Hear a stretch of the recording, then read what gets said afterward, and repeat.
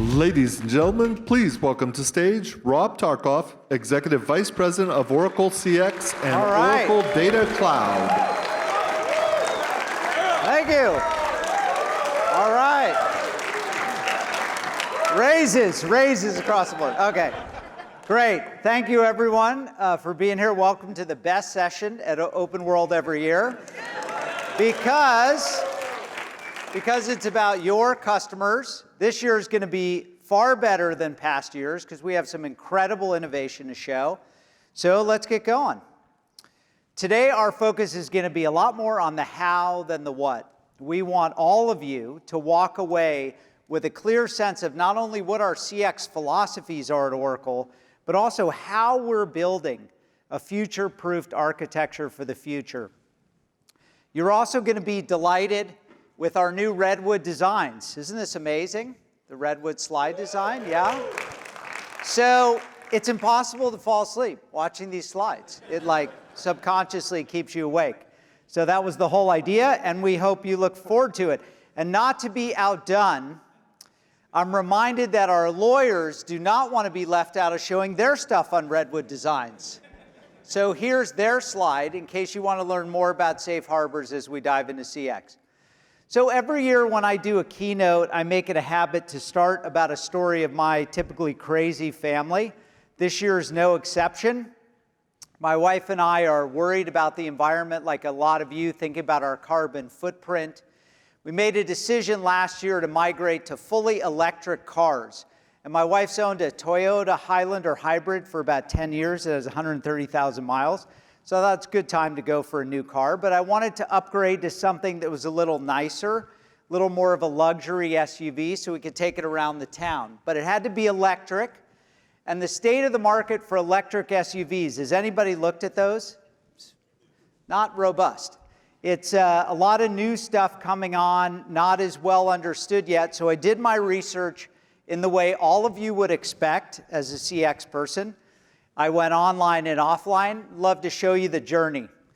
So it started with, of course, talking to our friends, right? You got to go to the people you know are the car experts, the folks that are really the aficionados.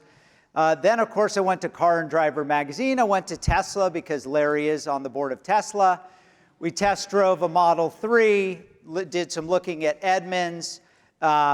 Discovered through all this research, particularly when we were in Car and Driver, the Audi e-tron. Now, at every stage of this journey, we're leaving signals. Even when I deviated to look at a Ferrari, we can all dream. That had nothing to do with the SUV, electric SUV. But then we returned to Audi.com, and we configured an Audi e-tron after looking at some of the recommendations from the Owners Club in North America. We looked at a Chevy Volt, again, signaling an interest in Chevy Volts, again, maybe a little bit of Ferrari. And then we started to, it was pretty clear from the signals that we were leaving that we're in market for the Audi. So we went to Palo Alto, we looked at some cars there, we talked about financing. We have this view that electric cars are going to get a lot more range over the next couple of years, so we wanted to do a lease and not own. And we then went to Burlingame because they had the color that we wanted. We went to Concord for our first service, maybe again to Ferrari. So the point is here that we're doing a lot of research, leaving a lot of digital body language, as you call it, looking at a lot of different components of this. And ultimately, we bought a Audi e-tron. We got the lease. And here was the challenge. When I returned to my computer 2 weeks after buying it, I was bombarded by electric vehicle ads. And you've all seen this, right? I mean, why aren't companies listening to our signals and responding with experiences that are in context? When did CX become about retargeting me with ads? Or about keeping me on hold, or about talking to a salesperson that doesn't know anything about the product. This is the CX reality we all still live in. So the thing we need to remember, though, is in the experience economy, it doesn't work. And in these cases, for all these brands that continue to advertise to me after I'd already bought the car, it was a failed brand experience. My journey was non-linear and unpredictable, but I left a lot of signals along the way, and I innovated in how I chose to search, right? I found different ways to look at and experience what owning an Audi e-tron would be about. So we all know that in the experience economy is what we would call a failed experience. And 1/3 of customers, they'll walk away from a brand forever after having just one of those, right? So all those cars that were bombarding me with ads, all that experience was a failed experience. We also know that if Audi had gotten it right, I was 20% more likely to renew my lease, to buy more. So this is the evidence today that is suggesting that not only do you lose money, but you make money when you get it right. Okay, at Modern CX last year, we talked about how CX is a race against time. And we talked about the concept that it's not just speed and efficiency, but it's about making certain experience richer and more satisfying, so every experience is worth every second. Well, that's what today's discussion is about, the experience economy and how we build the architecture for the future. And just as important as building great technology is having partners who can help our mutual customers deliver on the promise of that. So I'm delighted to invite up to the stage John Zealy, Managing Director of Accenture, who's going to talk a little bit about experience economy. John. Thank you. Thank you. Very good. Thanks, everyone. You can tell I'm not from around here. If you fall asleep during my presentation, I guess that's my problem. If I fall asleep during my presentation, then we've all got a problem. So, if you see me wobbling on the edge of the stage, feel free to just sort of poke me a little. It's fantastic to be here. This is my first Oracle OpenWorld, so thank you, and appreciate the chance to be in the room. I look after all we do in the front office for Accenture, and I have to say there's never been a more exciting time to be doing what I do. Some of you who looked at my bio will see that I started out some years ago in marketing for Procter & Gamble, and I am intensely jealous of my successors in marketing in Procter & Gamble, indeed everywhere, because there's never been a better time to be driving growth if you're in the customer business, in the consumer business, because you've got so much potential, there's so much opportunity, and yet we've kind of got through the first stage of the hype curve, and now people are actually having to deliver the goods. We've gone from the era of experimentation, digital 1.0, whatever, to the era where people are having to put down serious money to deliver serious results in a very short timescale. I love the comment that Rob just made, it's about pace. So what I want to do is to just bring to life a little bit about how we in Accenture are helping our clients make sense of this, and look at the why, the what, and the how. And I'm going to go relatively quickly. I always think these presentations are signposts. You can't explain. This isn't a lecture. This isn't a college lecture. I'm going to lay out some signposts to drop some chocolate drops, and hopefully you'll follow that along. And if clearly there's anything which particularly catches your interest, then do, of course, follow up with us or one of the team. Is that okay? Yes. Good. I'm just checking that you're awake, okay? Because I can't see a thing because the lights are right in my eyes. But I know I'm awake. So our take on this. A lot of the technology world is very much full of engineering terms, digital 2.0, industry X.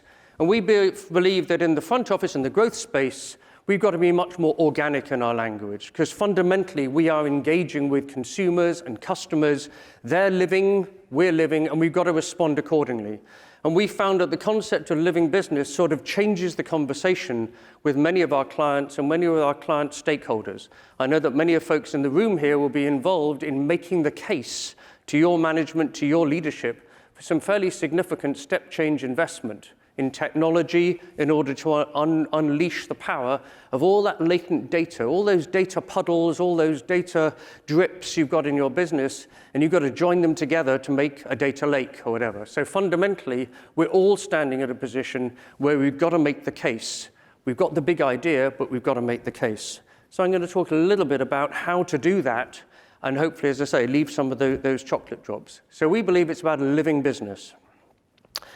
And that's because there's been far too much discussion about fear, uncertainty, and doubt. I mean, fundamentally, there's lots of March of the Ants and all sorts of comments like that, VUCA, volatile, uncertainty, and so on. We actually think, as I say, there's never been a better time. And actually, if you step up, you will thrive and you will be successful.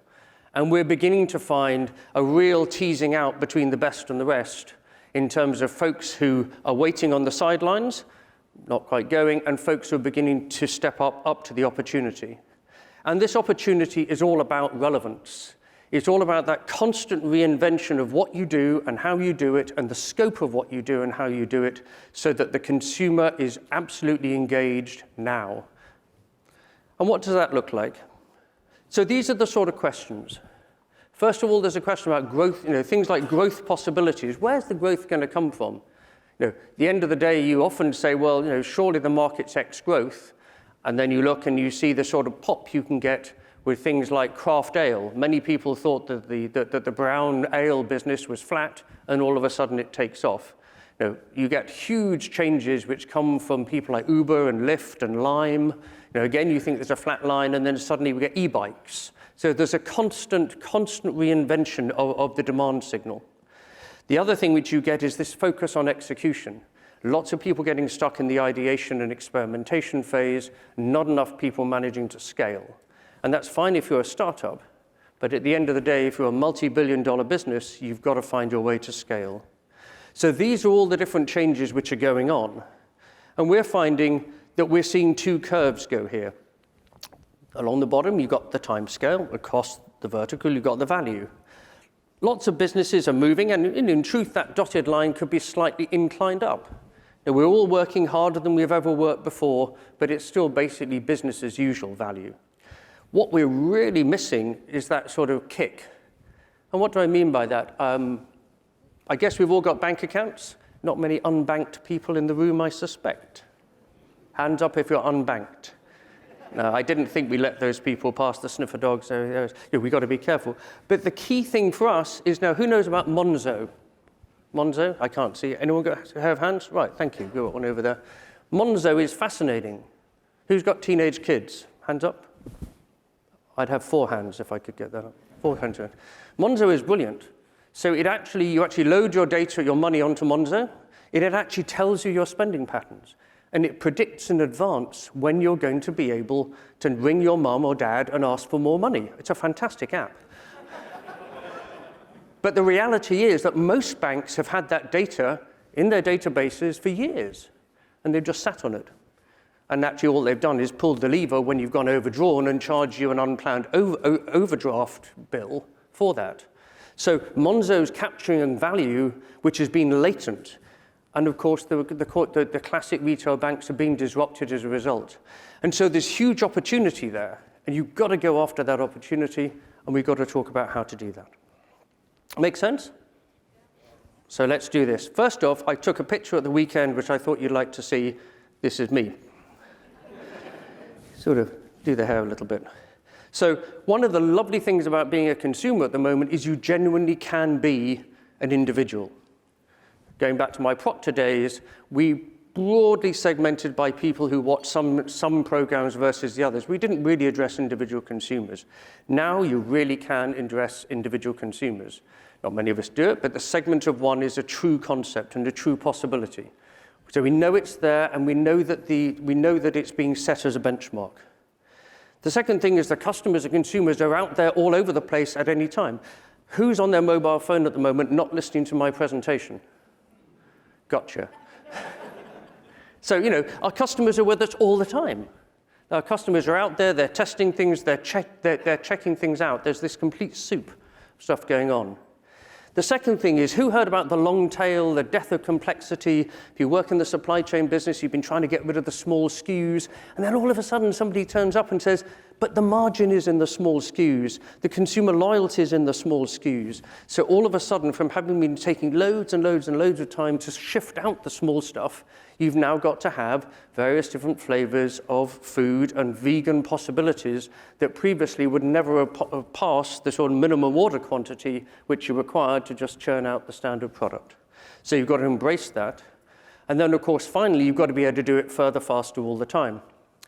Fast fashion. I said, are there any fast fashionistas in the room? Again, I can't see against the lights. I'm sure you all are. But, that concept that we used to have spring, summer, and autumn, winter. H&M. Who's gone to H&M recently? Oh, good. Some people in the room. How many times do H&M change their range every year? It's an interactive session. You're allowed to call out. Number? 10? 100. Less than 100. It's 60. There are 60 different range refreshes in an H&M store. Again, who's got teenage children? I'm really going to get you to put your hands up. Come on. Who's got teenage children? Thank you. They want an excuse to go shopping. They like to get down. The experience economy for them is being able to have an excuse to go down to the store on a regular basis to see something that new's in. When you put all that together, relevance, that's why this is so exciting. This morning when I heard the keynote about releasing the power of data to do the extraordinary, there on a page is why you need to do that, because every single one of these columns has an exponential requirement for data in the organization, internal data, external data, transaction data from partners, and so on. And when you then put it horizontally, we heard about horizontal integration and vertical integration this morning. You just cannot begin unless you've got that degree of integration in your systems in order to be addressed this opportunity. So, now the good news for us, because we all here partner our businesses, is that yes, of course, there's always been chief marketing officers, but the other thing which is really taking off is this incremental or step change growth in new chief growth officers. You've got chief digital officers, chief experience officers. And that's, again, really important, because if you go back to those 4 pillars, they don't neatly sit in silos. There's not marketing over here, sales here, customer care here, supply chain and fulfillment here. Actually, it's much more horizontal. And so one of the good things, at least we're seeing from our view, is that more and more of our client base have started to embrace the concept that you've got to have orientations of leadership that go with the customer demand, not the ones that dice up the customer demand into convenient corporate buckets. And that, again, talking about integration is vital, because if you're going to start leading in ways that require horizontal integration, then you need to have data which can be interrogated on a horizontal basis. So here are the challenges. You've got to reinvent the experience. You've got to work out how to blur that spend. You've got to tell stories on multiple levels that are consistent. I love the example there of hunting. I'm sure there's a Ferrari salesman just waiting for you. He knows that one day you're serious. One day is serious. But fundamentally, you've just got to catch those different stories via all the different channels. And then, of course, the other thing which is going on, which we haven't touched on so much today, is who's heard of in-housing? Okay, so we used to do all of our marketing, all of our customer connections versus external agencies, and they largely did it all for us. Now, increasingly, companies, the larger ones, many of whom are represented here, are bringing things in-house. But actually, that's a huge task, because the data you need to do smart programmatic media buying, the data you need to be able to attach merchandising schedules and your customer call reps to that social media buying, that's a huge task. So there are fundamental trends out there which trip off the tongue in terms of opportunities to improve, but fundamentally, you don't necessarily get there that fast. The good news is the data will help us. And we're going to, we've clearly been living in the world today where we really see how we're going to capture that. So to pull that all together, we think you've got to be a living business. I'm going to say a couple more words about that before passing back to Rob. First of all, you've heard enough from me, so I'm just going to run a video about what is a living business, this business that adapts and changes and uses the data and responds in an organic manner. Here goes. Customers know what they want, and as their expectations grow, so must your business. Through data, you can understand their needs better than ever. And with more ways to reach them, the time to become a living business is now. But what is a living business? It's the restaurant chain that knows your order before you do, or the retailer that tailors your look without you stepping foot in a store. It's the bank that anticipates your future spending. It's more than being relevant. It's being hyper-relevant. It's about going all out for your customers with innovations that are truly responsive. putting their needs at the heart of everything you do. Designing new experiences that create new opportunities. It's redefining the way your people work. It's breathing new life into your business, so you can be 3 times more likely to achieve future growth. And be 50% more likely to fend off disruption. That's a living business. That's New Applied Now.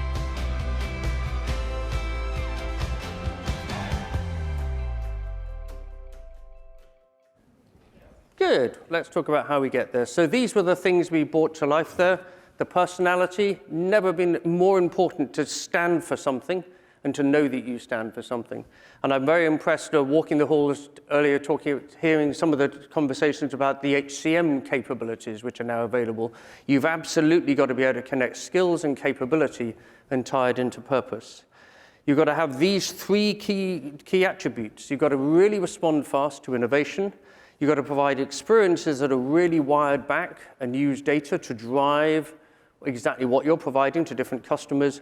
And you've got to act as an agile organism. You can't be a solid, unchanging, monolithic push organization. You've got to be able to sense and respond how people need to operate. And we've talked about that horizontal integration, the horizontal integration that requires data and data differentiation. So if you put that together, all said and done, Accenture's stock in trade is what we call smart pragmatism. No, we know at the end of the day, we only get successful if we help clients to deliver things that make a difference to the bottom line. And so you heard a little bit from Annette this morning, those of you who were in the room, about the WISE pivot. And this is our practical approach to how we actually help people do the transformation ourselves. Let me bring that to life. This is a really bad consulting chart. So are you ready? I'm going to build it, so it's going to go really slowly. It's going to be really painful, but hopefully you'll get it. It'll be what all good charts are at the end, worth the effort. So there's a game board, and I'd urge you to sort of draw this out on your laptop or on your note-taking, because actually this is really quite helpful. There are 2 axes you've got to really think about. One is, what is the customer or consumer value you're really trying to unlock? And the vertical is, how much rewiring do you need to do as an organization? And we kind of assume, rather unflatteringly, if you're on the client side, that we're bottom left-hand corner. This is business as usual. You've got 3 parts of your business. You've got the core business, and you've got the new business. The new is cool, but discounted cash flow means that it probably won't pay the bills, at least not in the short term. So you've got to make that core work harder for you. Got to make the core work harder. You've got to have the brilliant basics here for that agile operating model. You've got to make sure if you've got an installed base, for instance, in the Siebel area, to use a local term, that you're really sweating that and that you're really working it hard to make sure that it provides that sort of base capability which provides, allows you to sustain the rest of the business. But then you've got to work on this next piece, which is exactly what is the next piece of value add. And let me bring this to life with an example from my CPG space. If you're in the pet food business, you can do the left-hand side, but who's got a dog? I'm told that not all dogs are the same. When I go to the pet food store, I can see small dog, big dog, medium dog. I can see junior dog, puppy, middle-aged dog, senior dog. I can see cereal-free, non-cereal-free. So all that range of choice is what's going on in the middle area, because we used to just have one size fits all. But then, of course, you can go over here. Who's got pet insurance? Yeah, most of us probably self-insure until you write the first check, and then you wish you'd bought insurance. Who is the largest owner of veterinary hospitals in North America? It's the Mars company. It's closely followed by Nestle Purina. So we all thought they were on the left-hand side making bags of dog food. No, actually, they've worked out that painful moment when you write the check, there's more value under the curve in animal hospitals than there is in a lifetime's tins of dog food. So you've got to work out where you sit on this and what the difference is. Because if you're on the left-hand side, that's easy. But if you're on the right-hand side, you've got to create a whole CX capability to engage with pet owners who previously you just dealt with through Walmart or through Tesco or through Carrefour. And so knowing where you're going to be on this journey is absolutely critical, and then getting the WISE pivot. Because if you move too fast to the right, you miss pay dirt because the money is still on the left, and you've got to move at the right speed. Does that make sense? So when we're designing journeys, and you'll find it on our booth, the sort of form methodology, you see how you sort of interrogate this journey at different levels of detail and different implications for the way the business operates. And that's the level of planning you need to have if you're going to drive the value out of the opportunity. So there we go. I'm nearly up. Needless to say, we have a way of doing these things, targeting the value, finding out where you are on that vertical, designing the products and services, creating on that scale bit, critical for the folks in the room. How do you scale the capabilities behind it? And then fundamentally rewiring. And as you'd expect, Accenture, through its whole myriad of consulting and advertising agencies, now offers all of that together. So that's the journey we're on. Well, I'm really pleased to be here at Oracle OpenWorld. I was really inspired this morning. I thought a lot of the stuff that Safra said really rang a bell. And we believe the combination of the Oracle technologies and the Accenture capability allows those intelligent experiences, the responsive innovation, and of course, you've got to make that agile organism. Hope that makes sense. I'm 24 seconds out. Rob, come on back to the stage. Vroom. Nice work. Good job. There we go. Most importantly, right on time. Real-time CX. Okay. So thank you, John. That was great. And I did not know that about Mars and Purina. I'm going to double think that when I buy food. It's I have 4 dogs, by the way, if you want to talk about that. They don't ride in a Ferrari either. So we are going to go back to CX as a race against time and now really get into some products. So we're just warming up. We're going to get into a lot of the functionality, a lot of the different capabilities. But I first want to tell a little story about my visit to Demexco last week in Cologne, Germany. How many of you, and I can't see anybody either, but you can raise your hand anyway. How many of you have ever been to that conference? Yes? It's a great ad tech, martech show. And this year it was very different. There were a lot of booths that were all clustered together. You had Salesforce and Adobe and Oracle and all the different startups. And everybody was talking about ad tech, martech trends around data. But all the customers were asking the same question. What's the fundamental architecture that I build all of this on?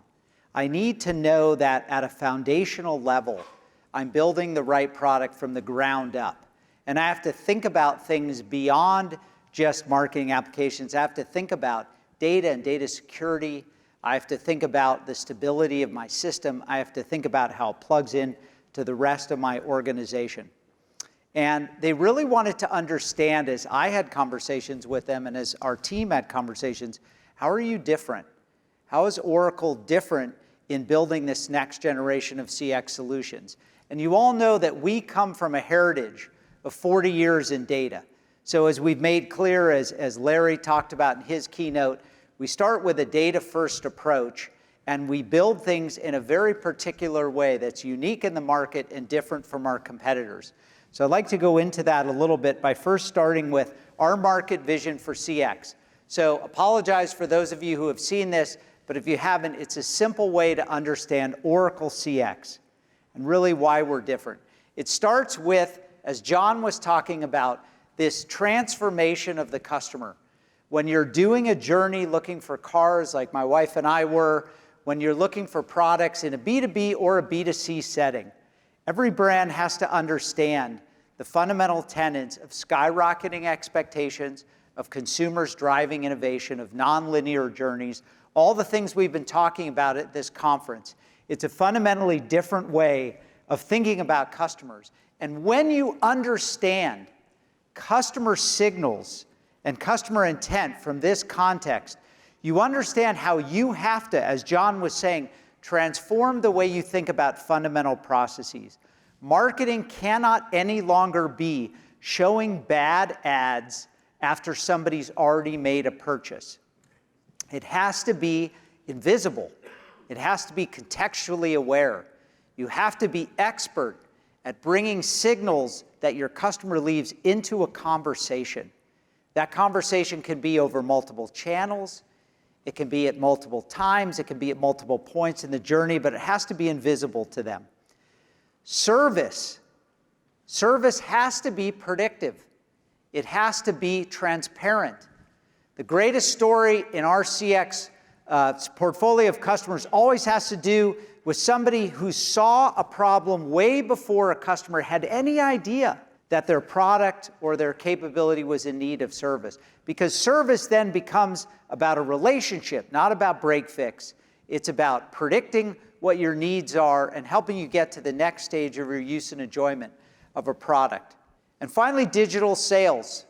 A lot of B2B customers that I talk to at Demexco, and many of you as well, are probably thinking, look, the perfect information, think Ferrari from the main keynote. Consumers who are going to spend that amount of money on a car have maybe done a little bit of research before talking to a salesperson. So how do I add value to that process as a sales rep? How do I help consumers have choice? Be self-serving, configure things on their own terms. So that's our market vision. It's fundamentally changing the way we think about front office business processes and designing products differently because the consumer's in charge and because they're driving this change.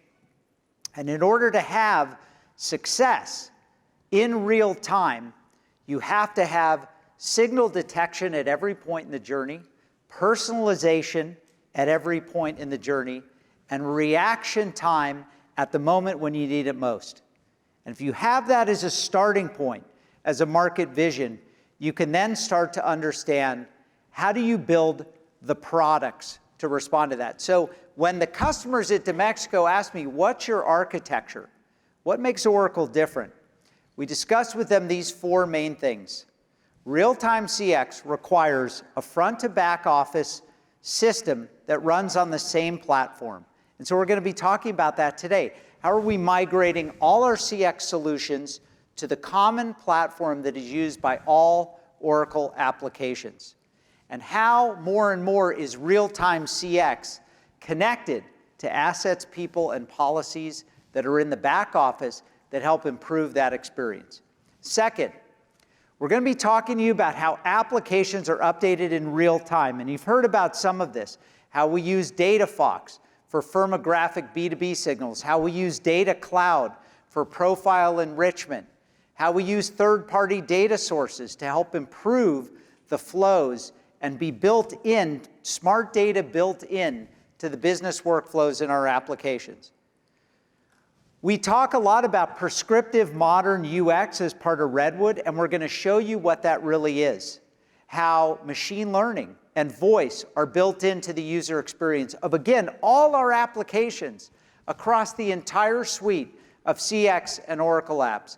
And finally, we're going to spend some more time on what actually our customers who are using CX Unity have been telling us about the business problems they're trying to solve and about the way our predictive machine learning driven insight platform called CX Unity is helping them solve those problems. So before I start to go into this, I thought it would be fun to show you what does this actually look like if you take the basic building block components of Oracle CX products and you build some experiences on that. So to show that, I'm going to have Alistairs come up on stage and show you how this works in the initial research process. Alistairs, thanks. Thanks, Rob. Oh, you can keep that one. Oh, you don't need it. It's always disconcerting when you're told in advance that your presentation is going to be fun. So we'll see how well this plays out. What I wanted to do is take a very simple journey that's not too dissimilar from Rob's. I've anonymized it a little bit to protect the innocent, but it still relates back to a similar one that I've had. I'm a sport bike rider. Anyone in the room over the lights that I can see ride sport bikes? If you've ever tried commuting on these things, it's miserable. There's a lot of first, second stop on the freeway. I haven't quite progressed to electric cars yet, but I'm trying to find my own way to save the earth by commuting by motorcycle. And as I came to realize that it's just miserable commuting to and from the office on a sport bike in freeway traffic, I went through a similar journey. I did some research on, I don't know anything about touring bikes. What sort of thing am I looking for? I went and wandered around and looked at some other interesting sites. And of course, we've got a lot of behavioral data. So every time you're driving your car, anyone that's using particularly Android Auto, That's gathering data on the way that you're driving, the length of your driving time, the way your engine's working, and all of this data goes back to Google or Apple.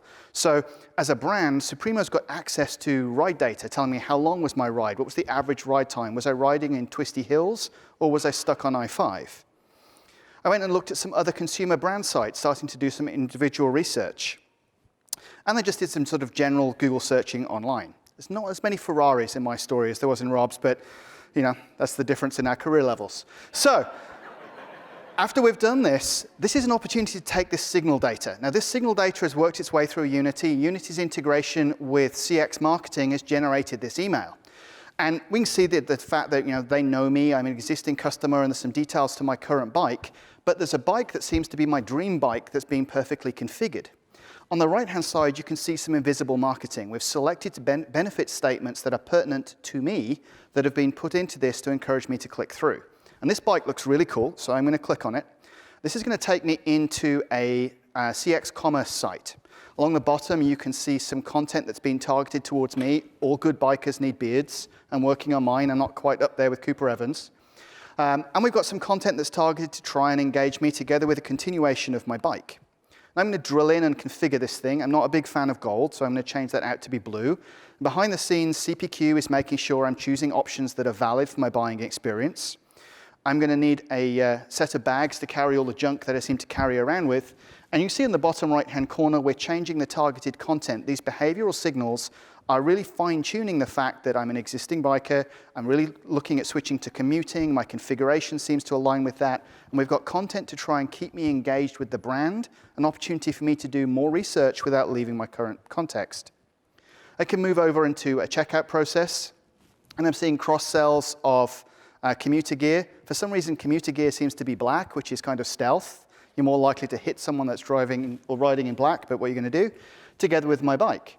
Now, this brand could, of course, take the checkout, but being a B2B2C brand, we're actually going to hand this over to a dealer. So when I choose send to dealership, I get my local dealer options and an opportunity to send that on. So very quickly, we've gone through signals intelligence, as Rob showed. We've captured that data, generated a CX marketing email that's tailored to me, and it's got some invisible marketing elements in there. We've handed over into CX commerce with CPQ. I've configured a bike. I've priced it out. I had some exciting content featuring the bearded Cooper Evans, and I've handed this over to my dealership so I can find out more. So with that, I'm going to hand back to Rob. Thank you. Great job. All right. So it looks easy, right? To build that. Building this kind of real-time flexibility and this seamless connection that Alistairs showed across configuration, email marketing, collecting buyer signals, it's not easy unless you have a purpose-built real-time CX platform. And that's what's really guiding the way we're building this, is to be able to create experiences like this. So to truly deliver this across these applications, we have to share certain core capabilities from the infrastructure through the application stack. And I want to just dive into that for a little bit, because it's important that you walk away with an understanding of how the full integrated stack of real-time CX is built. Our front to back office applications, front office and back office, are all sharing common Fusion back office data elements, identity, security, capabilities that all keep it working seamlessly and integrated as one core common set of apps. We're leveraging all the middleware services offered by Fusion, including analytics, integration, security, the app development environment, as Larry talked about yesterday. And finally, we're leveraging the best-in-class autonomous database with self-healing, self-securing, autonomous features. All CX applications will be running on the most current version of Oracle Autonomous Database. So you'll all be able to take advantage of that and be able to take advantage of the Gen 2 cloud infrastructure that Larry talked about, with load balancing and all of the best-in-class features of storage and compute that are a core part of the offering. It will result in better performance, higher security, less opportunity for human error in the configurations, and overall a more secure environment to run these cross front to back office solutions. So that's the key element of our common application platform. It starts with a commitment at the application level to bring all these components together to work seamlessly, and it extends all the way through the infrastructure. And again, because all these applications are built on Oracle Autonomous Database, we know that it essentially means you can rest easy knowing that these CX workflows that involve a lot of data are built on the best architecture available. Speaking of data center technology, I'd like to show you a story, or share with you a story about one of our customers, Vertiv. They're using real-time CX architecture to power their business by actually thinking not only about front to back office, but how they connect assets to their service with new subscription models. A critical differentiator for them was being able to take their field service techs and be able to link that to their supply chain system and their ERP system. So as they move their techs from appointment to appointment, they could track parts and inventory and be able to provide best-in-class service as a competitive differentiator. They had over 150 different systems. They were on Microsoft Dynamics for CRM. And by leveraging the Oracle real-time CX infrastructure and application suite, they're able to massively simplify this and actually bring a much cleaner and more efficient solution. So this is an example of customers who are building on this architecture and using it to differentiate their business. We launched Oracle Subscription Management last year at OpenWorld. Many of you may have seen that. We have signed up and deployed 13 customers on Oracle Subscription Management. And it's not just a solution to deal with revenue recognition. For those of you who are thinking about it, there are many startups in this area today who think that, oh, this is just a billing issue. I just need to be able to bill for subscriptions. The truth is, this is complete business transformation. If you're thinking about offering subscription as an opportunity, particularly on top of physical assets, you have to re-engineer your entire business process. In order to do this, you need to be thinking about this as much more of an end-to-end, 360-degree view of your customer to be able to enable this kind of capability. Motorola is one of the customers who's doing this with us.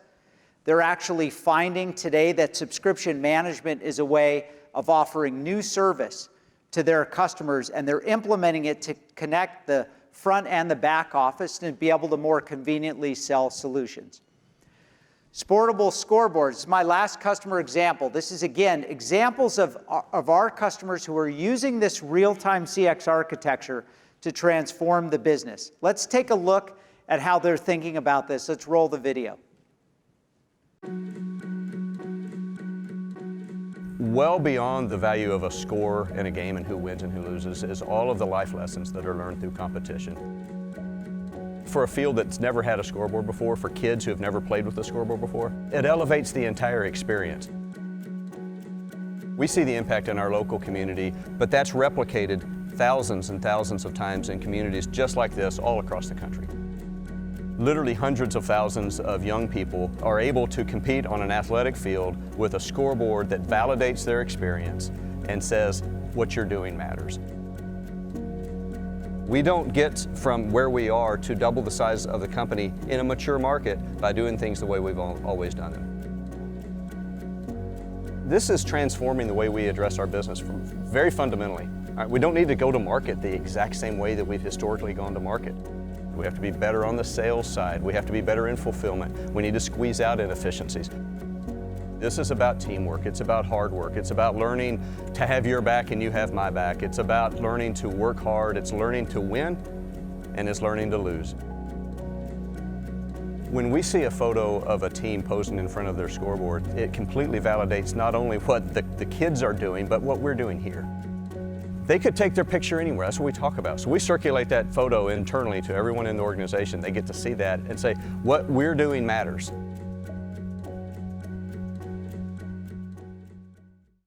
So again, this is a great story of a family-owned business looking to differentiate themselves through real-time CX, be able to offer configuration and choice in ways that their competitors can't. All right, let's talk a little bit about the next element, which is data-driven applications.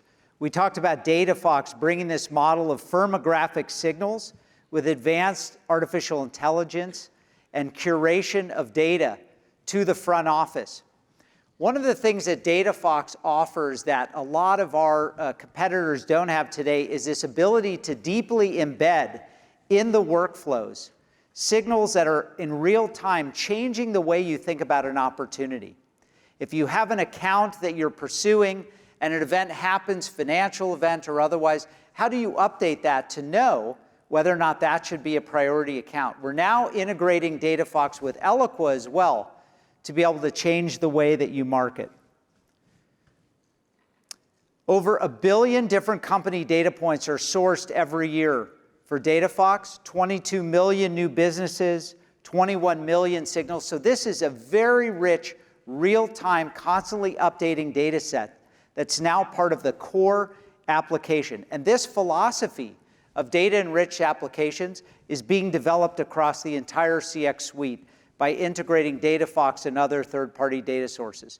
SurveyMonkey used this as they were integrating 21 CRM systems to actually figure out how do they detect the true signal from the noise of what the real opportunities were in their business. And they figured out which were the right accounts to focus on first, which was extremely important to them as they were preparing to go public. Prescriptive modern user experience. This is the third element of our real-time CX architecture.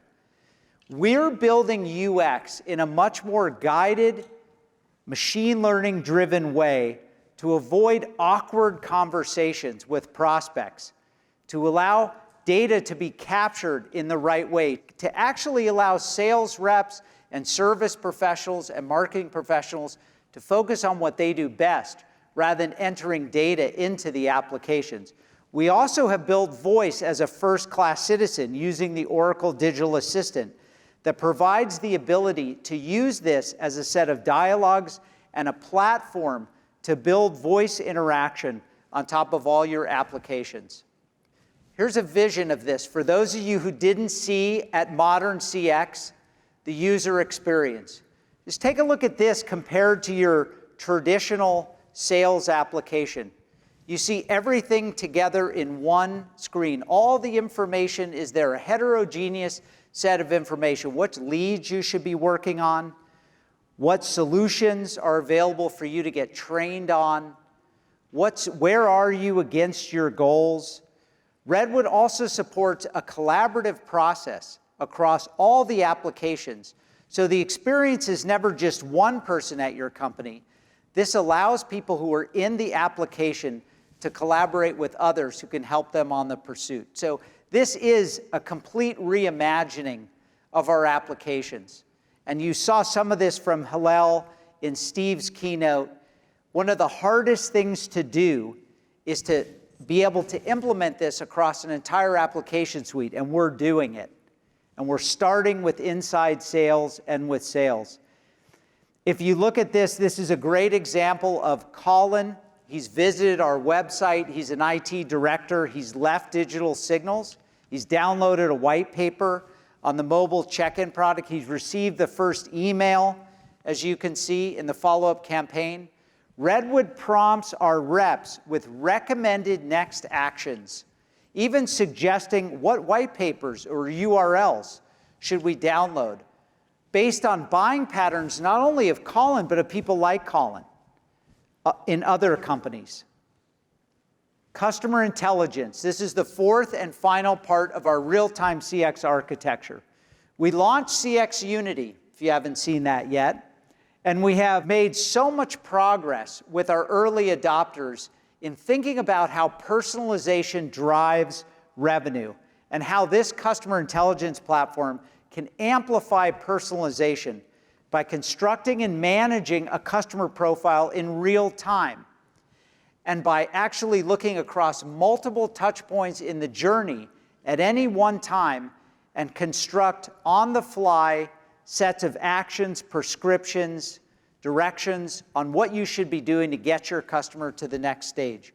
We've achieved a lot with CX Unity in the last year. We announced it last year at OpenWorld, and no one is better to talk about that than Shashi Seth, our SVP and GM of Oracle CX Marketing. So come on up, Shashi. How are you? I'm good, Rob. How are you? Good. Good to see you. Good to It's see a you great too. picture of you. Oh, thank you. All right. That was, I think, taken 20 years ago. Yeah, well, you look the same. You look better. All right, well, there's been a lot of excitement on the topic of customer intelligence, if you haven't seen. It's like a lot of that going on here, yes. And I understand we have some big news to share today. Absolutely, Rob. We actually have amazing news to share. Today, we are launching CX Unity. We have customers who have started that journey with us. And this is a massive milestone for all of us. We've been working really hard. Lots of people at Oracle are bringing amazing assets that we've had for some time, putting it all together to bear so that we can fulfill the promise of real-time CX. That's what we've been working on, and I'm very excited to announce that we are ready to go to market with that. Well, congratulations to you and the team. That's a big achievement. Thank you. A lot of engineering has gone into that. That's great. So we also have partners that are sharing our vision around this, and we've been working with some partners. Tell me a little bit about that. Absolutely. One, we started this journey with a few SIs in the market who've been working with global brands across many, many different industries and so on and so forth, so that we could understand what are the real pain points that customers feel. Some of these SIs are Accenture, Deloitte Digital, Capgemini, and they have really provided us a strong foundation of how to think about working with customers, what kind of problems we need to solve, and how to go about solving that problem, not only by setting up something like CX Unity, but how to manage that, how to change the organization, how to think about the transformation in general. And that really helps us think about how we go to market with customers like AT&T on the small, medium business side, company like Shopback in Singapore that is focused on coupons, and Toyota India, which is working with us to think about how do they get great signals about customers and indicate those signals to the dealerships in real time. So it's great progress in a year. 3 major partners, 3 major customers launch and live. That's great. Let's talk a little bit about the vision and strategy around customer intelligence. Yeah, I say that our journey really started by talking to a lot of customers. We've spoken to over 100 customers, and we've actually spent a lot of time thinking about how customers are thinking about detecting this massive number of signals that are coming from many different places, from point of sale systems, from their online sites, from the stores, all kinds of stuff. How do they take all this data, put it together so that they can actually deliver real value in their business, can really serve their customers really well, and not only think about it from a marketing perspective, but also think about it from sales, commerce, and service. And I think that really is the part that you talked about. The CX market vision that you laid out earlier is really a consolidation of lots of these things that we're putting together. Right. So it's great. I mean, I can see everybody is so excited about Unity. So what I want to ask you, I think they're all sleeping. How do they get started? How do you get started? What's our approach to getting our customers there? Yeah, so it starts with really thinking about data. And we're a company that has been built on the foundation of data. 40 years, we've been in the database business. We manage a lot of our customers' data every single day. And that has sort of been the core of our philosophy going forward. The product development strategy that we put together here is all about making sure that we can not only use that data, put it all together, but build intelligence on top of it. And that intelligence, I think, is core and central to everything that we do. If you look at this slide that we are bringing up here, it starts with that platform customer master understanding of all the profiles, all your customer data, all the attributes, so that you can actually have a full 360-degree view of that customer.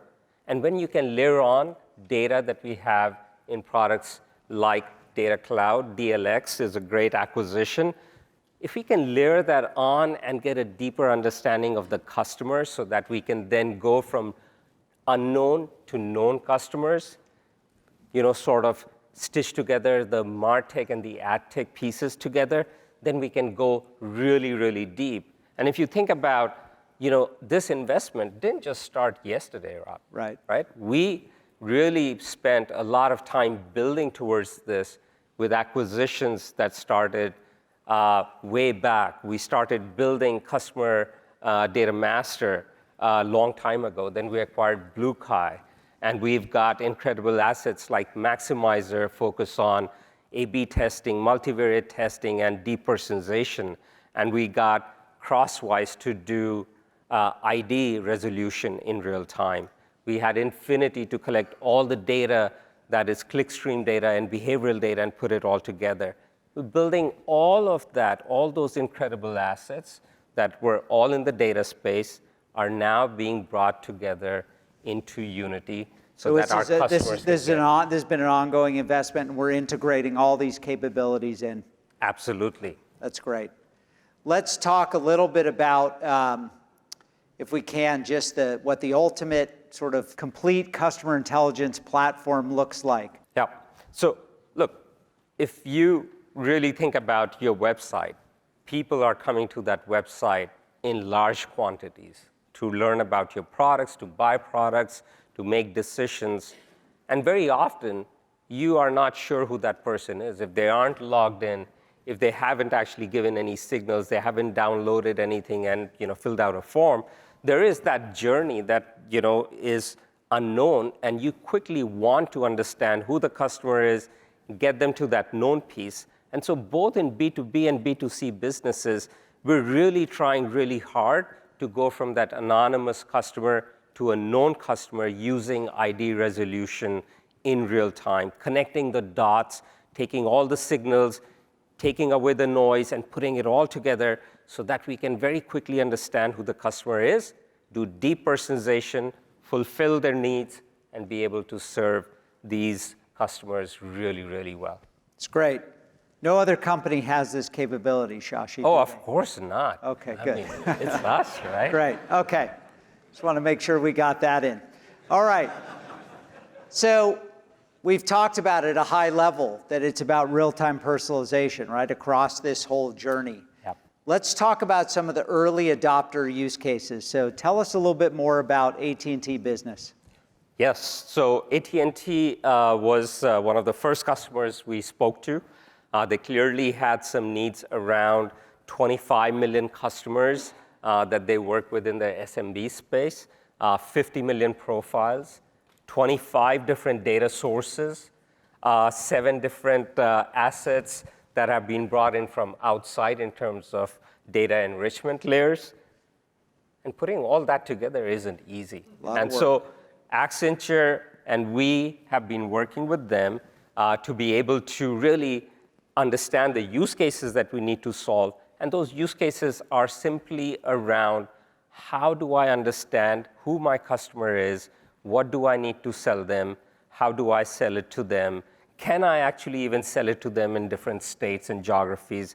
So there's a lot of that information that is not only ready to be collected and put to work, but it's also the deep intelligence that we're trying to extract in real time so that we can fulfill that need of that 2 to 4 person SMB and give them the right products, and help them make the right choices because they don't have time. And my understanding is we're also doing integration across not just Oracle systems, but non-Oracle systems. Absolutely. This is an open system.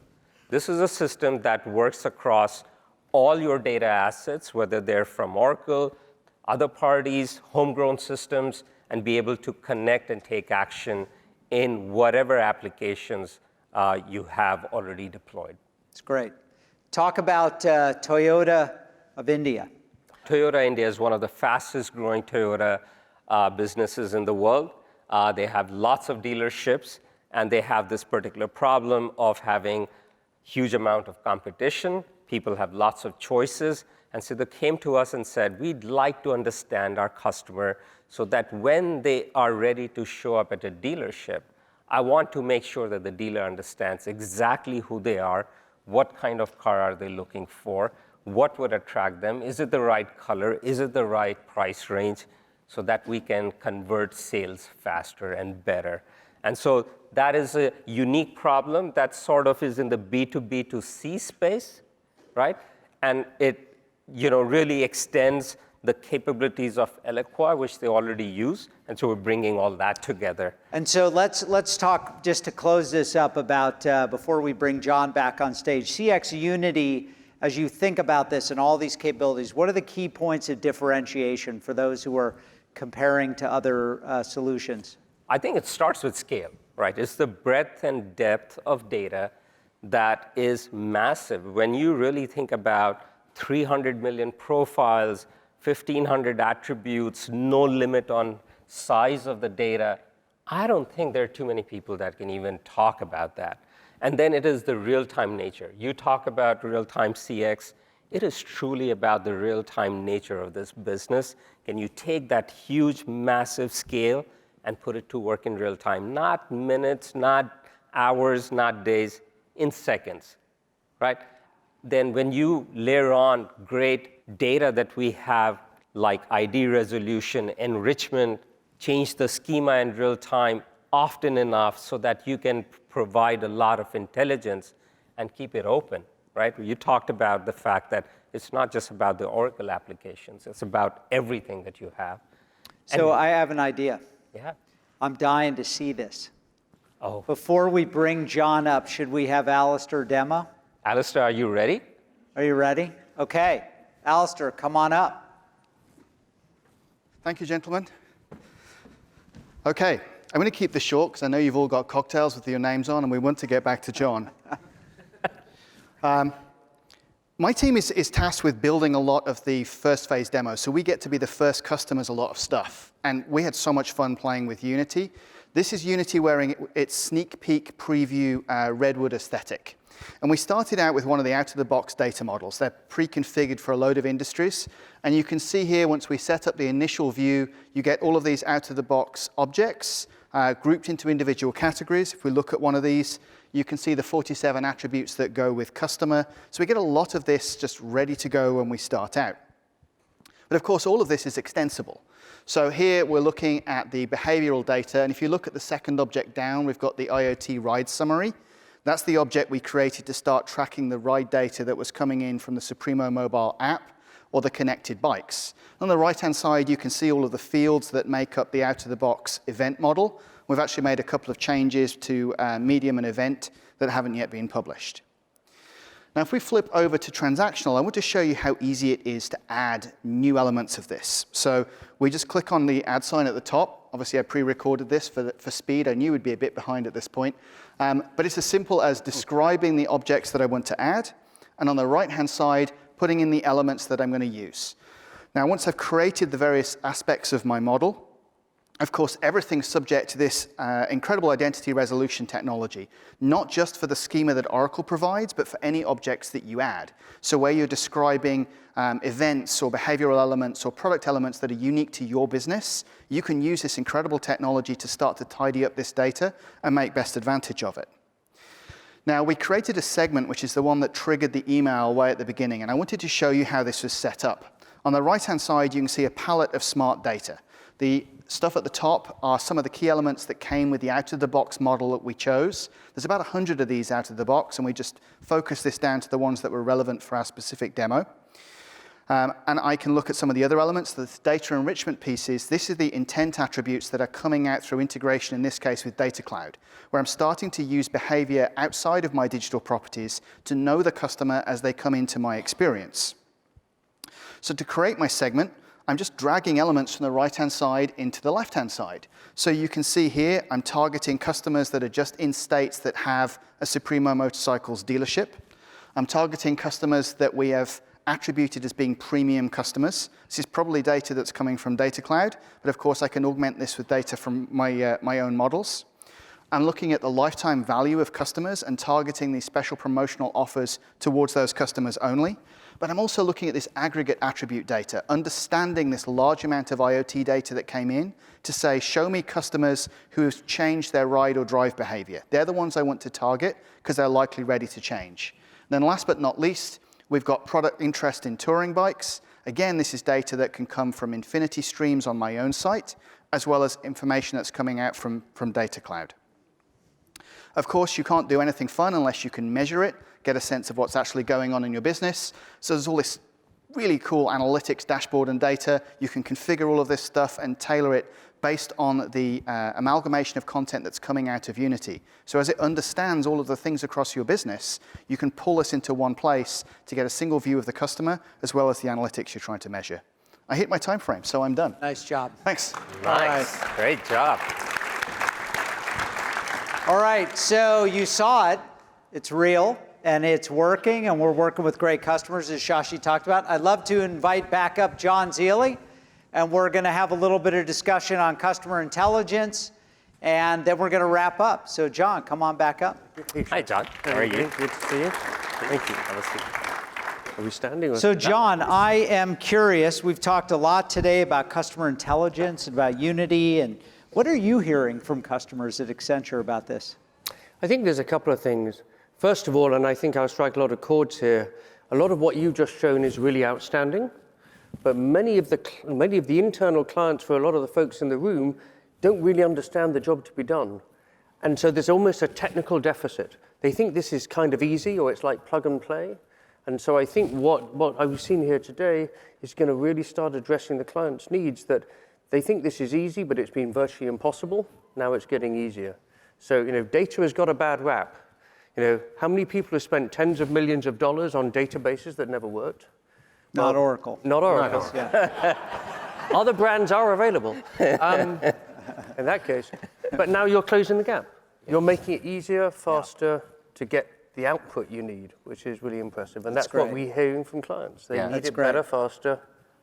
And they need it to work. It's the art of the possible. Shashi, what are you hearing? I mean, you're talking to hundreds of customers now. Well, the need is great, right? We were amazed by the number of customers and the kind of problems that they're bringing to the table. Like I think I told you about airlines saying, hey, I don't want to send marketing messages to anybody who's waiting at an airport because they missed a flight or the flight got canceled. It's a bad vibe. Right? And when I actually got one of those. You got one of those? Yes, yeah. See, they are not using Unity Yes, yet. they are not.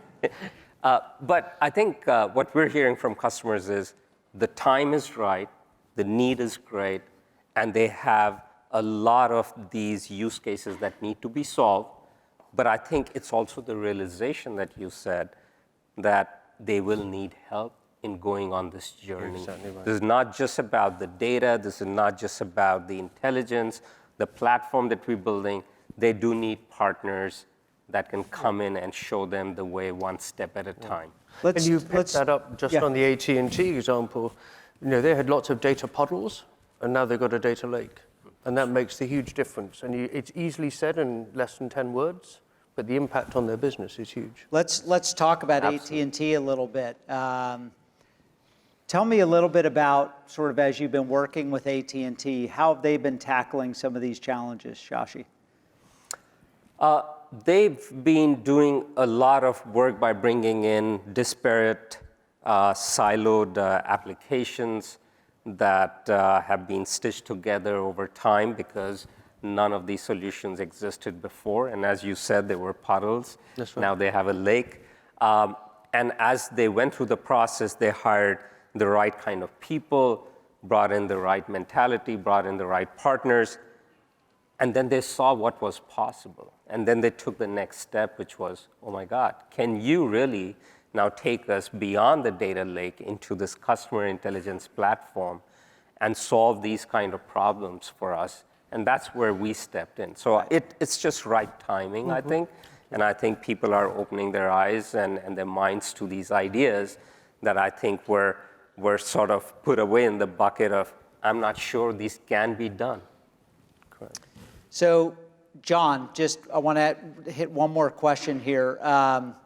As you think about this unknown to known journey, what are you seeing with customers in that? We're seeing customers, there's this huge latent demand. I mean, it's that point, Shashi, you just said, that once people begin to see that things are possible, then off you go. It's rather like we've all got jobs around the home we want done. Once we find a builder who's trustworthy, suddenly off we go, we get the lot done. So I think we're at a stage now with customers where they can see what they need, they now know that it's possible, and then the floodgates will open.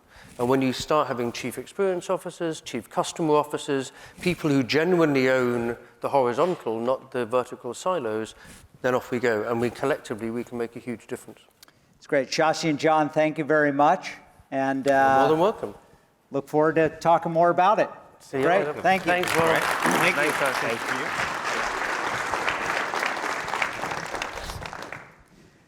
Okay, so we've talked about a lot today.